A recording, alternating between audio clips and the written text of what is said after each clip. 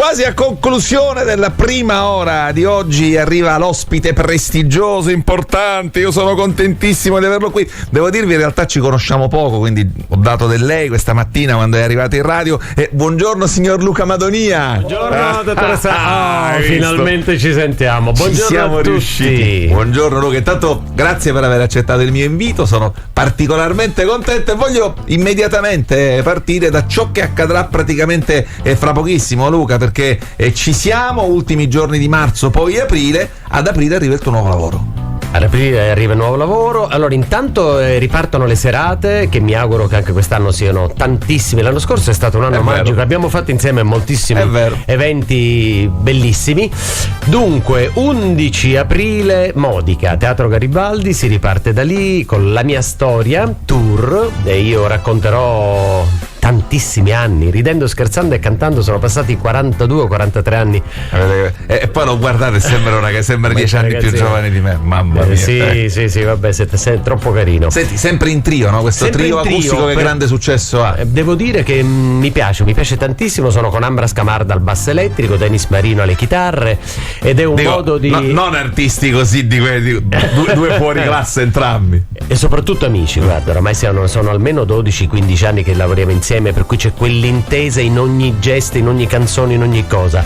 Raccontiamo questa storia saltando dagli inizi, da De Novo, arriviamo ad adesso, si torna indietro, racconto le amicizie e le collaborazioni importanti, uno fra tutte, tu lo sai bene, Franco Battiato, per cui faccio anche dei brani di Franco, immortali. Ovviamente l'alieno fatto a Sanremo, Franco mi ha fatto questo regalo immenso. Perché posso dire una cosa? Dimmi. Ora, tanto io non sono particolarmente simpatico, sarà d'accordo con me il maestro Paolo Di Rosi, che conosco, che è qui con noi.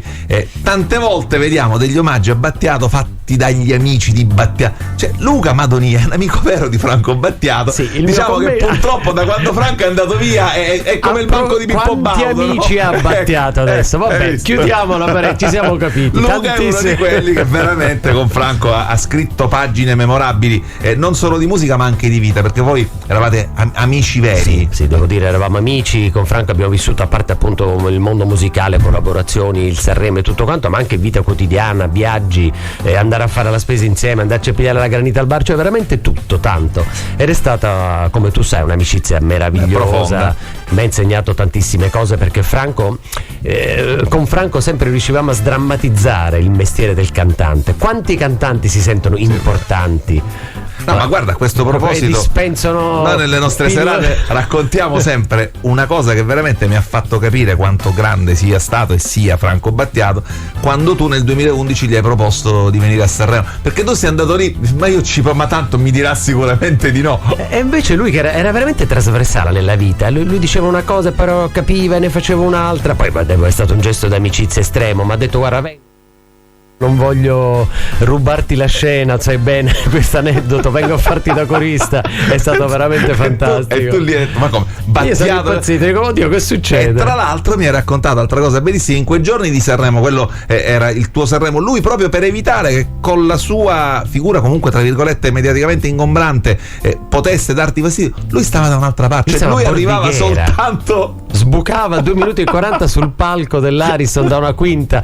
Io ero ogni sera terrorizzato, dico: verrà o non verrà? No, è stato veramente fantastico, me la sono goduta tutta, perché io ho avuto la fortuna di salire 4 volte su quel palco, con i De Novo nell'87 e nell'88, poi nel 2008 ospite di Mario, che era lì con Baudo mi pare, e poi nel 2011, per cui so cosa vuol dire. Però non avevo nel 2011 più le smanie giovanilistiche, certo. Ero già un uomo maturo, non so se si può dire, perché poi facendo questo mestiere la maturità è una cosa molto aleatoria. Un artista maturo, vecchio, fra virgolette, usiamo un eufemismo. Guarda, facciamo una cosa, mi è venuto in mente quando siamo sul palco assieme, quando appunto tu fai questo bellissimo ricordo, tributo a Franco Battiato, ci regali una versione stupenda della Stagione dell'amore. Ci ascoltiamo la Stagione dell'amore di Franco e poi continuiamo la nostra chiacchierata, anche perché sì, io volevo cominciare dal nuovo singolo, abbiamo cominciato dai concerti, ma va bene così. Franco Battiato. È la versione che ci regala Luca Madonia nelle piazze di questa canzone, veramente molto molto bella. Senti Luca, stavamo parlando adesso a microfoni spenti di Sanremo. che giudizio mi dai sul Festival di Sanremo degli ultimi anni, non di quest'anno, degli ultimi anni? Ma ti posso dire che è cambiato veramente tutto, è cambiato tutto, tira un'altra aria, tira un altro vento. La cosa che mi ha inquietato, che leggevo una statistica, è che oramai l'ascolto medio di un ragazzo della musica sono fra 15 e 18 secondi. Noi che ci le siamo... vecchie intro delle canzoni, un minuto e mezzo di intro. Cioè, oggi i Pink Floyd non esisterebbero. Voglio dire, noi che siamo cresciuti con i vinili, che per noi la musica era socializzare, era il sogno, era la speranza, era un modo di era anche un modo identitario, ma assolutamente, di inserirti nella società e di raccontare. Io chiamavo tutti gli amici: ragazzi, è uscito l'ultimo dei Genesis, l'ultimo degli Stones, venite da me, e passavamo le nottate a sentire, cioè avevi un contatto diverso. Poi vabbè, chiaramente crescendo anche forse certe cose si perdono, però adesso i ragazzi si fanno delle playlist, un brano di uno, un brano dell'altro, in realtà per me non conoscono nulla degli artisti. Perché dicevamo è cambiato il pubblico, è cambiato il modo di fruire, ma come di fruire qualunque cosa, e quindi probabilmente paghiamo e si paga anche questo. Ma a proposito invece di cose belle che arrivano, dicevamo che arriva il nuovo singolo di Luca Madonia. Anche io faccio i nuovi singoli, anche io, c'è questa urgenza che torna. Sì, nuovo singolo che anzi è, a differenza dell'ultimo album che raccoglieva tutta la mia storia, è più ritmato, è un po' quasi un funky blues, perché sai, l'anima rock dentro viene fuori ogni tanto.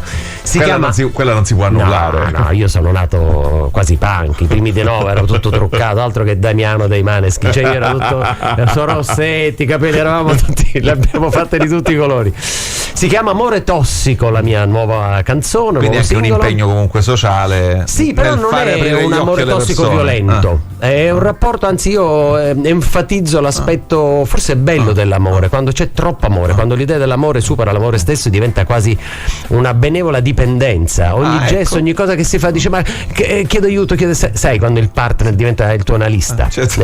Ecco, io per cui forse io parto da lì, mi divertiva spostare l'asticella un pochino da quella parte.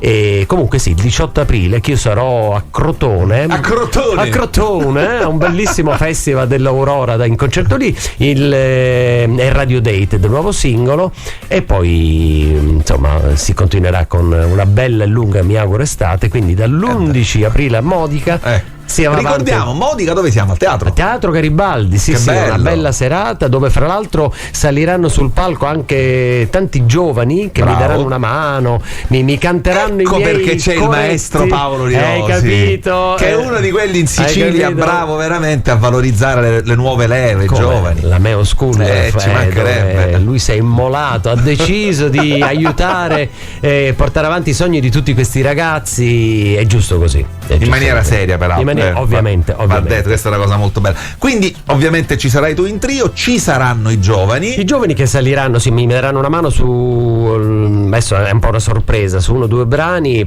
sui ritornelli, sugli incisi, ma a me fa un piacere enorme, voglio dire, perché è un modo di confrontarsi con le nuove generazioni, con altre voci, con altri cantanti. Io ho sempre, ti dicevo appunto, sdrammatizzato il ruolo del cantante. Io fare il grande artista sul palco, ma dai, smettiamo.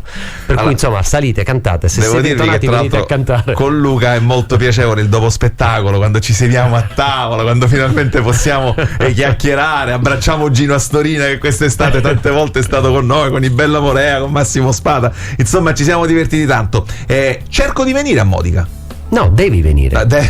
Cerco di venire, bello, mi piacerebbe veramente tanto. Guarda, abbiamo Paolo, gli chiedo gli ingressi.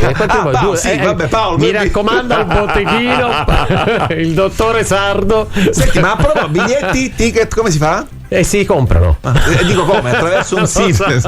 Allora, se volete ci sono i bagarini fuori dal Ciao Tickets, mi dicono ciao tickets, okay. Oppure anche al botteghino, dai. Oppure trovate a me là fuori, sono su una 500 gialla, Ruggero Sardo, esatto. Vabbè, quindi le occasioni sono tante, ragazzi, si comincia con Modica, poi arriveranno gli altri appuntamenti live e poi finalmente il singolo. Luca, grazie. Prima di salutarti ti devo chiedere, il nostro Nuccio il poeta mi scrive: vedi, se il signor Madonia è d'accordo, la vita non è un sogno, ma senza un sogno non è vita. Beh, è vero, dai, viviamo un periodo dove il sogno, Dio, si sta allontanando per tutte le vicende mondiali, per tutte le guerre orrende, tutto quello che succede. Però lo dice a me il nostro amico, figurati, cioè io faccio sto mestiere perché ho seguito il sogno e il cuore. E quindi... Cioè il sogno è fondamentale perché ti spinge, ti fa andare oltre, si mantiene quell'essere bimbo dentro che è fondamentale. Non ci hai visto, ma guarda che bella risposta che ti ha dato, la puoi registrare. Ma come mi è venuto? Vabbè, infatti, bravo Luca. Grazie veramente all'amico Paolo Di Rosi, grazie a Luca Madonia per averci fatto questo immenso regalo di esserci venuto a trovare oggi.